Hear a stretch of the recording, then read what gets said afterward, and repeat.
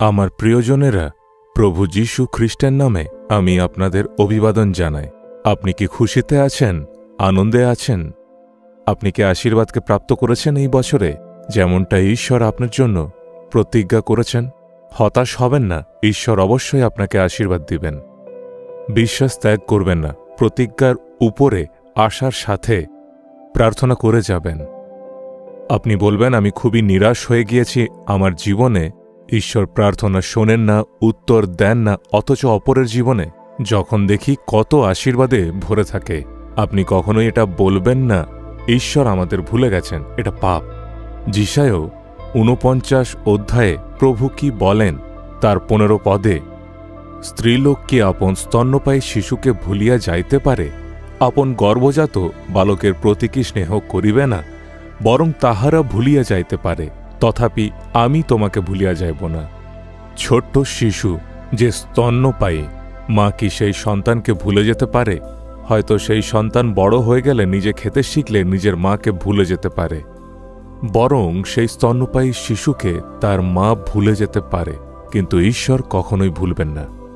মা এদিক ওদিক কাজ করা সত্ত্বেও সন্তানের উপরে ধ্যান রাখেন আর বলেন, আমার সন্তানেরা খিদায় থাকবে, সেই কারণে সন্তানের উপরে খুব ধ্যান রাখেন। আমার সন্তানকে খাবার খাওয়াতে হবে এবং তাকে ঘুম পাড়াতে হবে। সময় সময় অনুযায়ী মা কাজ করে থাকেন। ঠিক তেমনি প্রভু বলেন, মা নিজের স্তন্যপায়ী শিশুকেও ভুলে যেতে পারে, কিন্তু আমি ভুলব না। কেননা ঈশ্বরের প্রেম মায়ের প্রেম থেকে ঊর্ধ্বে। ঠিক তেমনি ঈশ্বর আপনাকে অনেক প্রেম করেন। আমার পুত্র, আমার কন্যা, আমি যেমনটা তোমাদের প্রেম করি, হয়তো মা ভুলে যেতে পারে, কিন্তু আমি কখনো ভুলব না। তুমি আমার পুত্র, তুমি আমার কন্যা, তুমি নিজের পাপের অপরাধকে মেনে আমার হস্তে তুমি নিজের জীবনকে সমর্পণ করেছ। আমি কেমন করে ভুলব?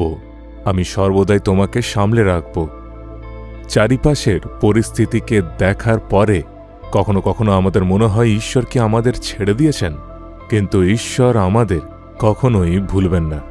মনুষ্য হয়তো ভুলে যেতে পারে, কিন্তু ঈশ্বর কখনোই ভুলবেন না। আমার সেবার শুরুতে দেখুন, আমরা সাথে সাথে শুরু করেছিলাম, সাথে সাথে থাকতাম, কিন্তু তারা আমাকে ভুলে গিয়েছে। আমি তাদের খুঁজে তাদের কাছে গিয়ে আমার প্রেমকে প্রদর্শিত করতে তৈরি, কিন্তু সেই প্রেমকে তারা তুচ্ছ করে। কিছু এমন মানুষ আছেন যারা তাদের ভালো করে, কিন্তু একটা সময়ের পরে তারা সেটাকে ভুলে যায়। শুরুর দিকে আমি যার সাথে সঙ্গতিতে ছিলাম, সেও আমার থেকে দূরে চলে গিয়েছে এবং সেই প্রেমের কথাকে সে ভুলে গিয়েছে। কিন্তু যে সময়ে ঈশ্বর আমাকে সেবার কাজে ডাকেন এবং বলেন, আমার প্রতি ভরসা করে এসো, আর আমি নিজের হাতকে ঈশ্বরের হাতে সমর্পণ করে দিই, তিনি কখনোই ভুলেননি, তিনি আমাকে ত্যাগ করেননি। কতবার আমি ভুল করেছি, আমি খুবই দুর্বল ব্যক্তি, কিন্তু ঈশ্বর এই সমস্ত বিষয়কে দেখে আমার থেকে দূরে চলে যাননি। তিনি বলেন, আমি কিভাবে ভুলব? ঈশ্বর আমাকে বলেন, পুত্র, আমি তোমাকে কিভাবে ত্যাগ করব, কিভাবে ভুলব? ঠিক তেমনি আপনাকে বলেন, আমার পুত্র, আমার কন্যা, আমি তোমাকে কিভাবে ভুলব, কিভাবে ত্যাগ করব? বলেন, কখনোই ভুলব না, সর্বদাই তোমাকে মনে রাখব। প্রভু বলেন, সর্বদাই আমি তোমাকে স্মরণে রাখি, কখনোই নিরাশ হইও না। তাঁর ভালোবাসা এতটাই গভীর ভালোবাসা।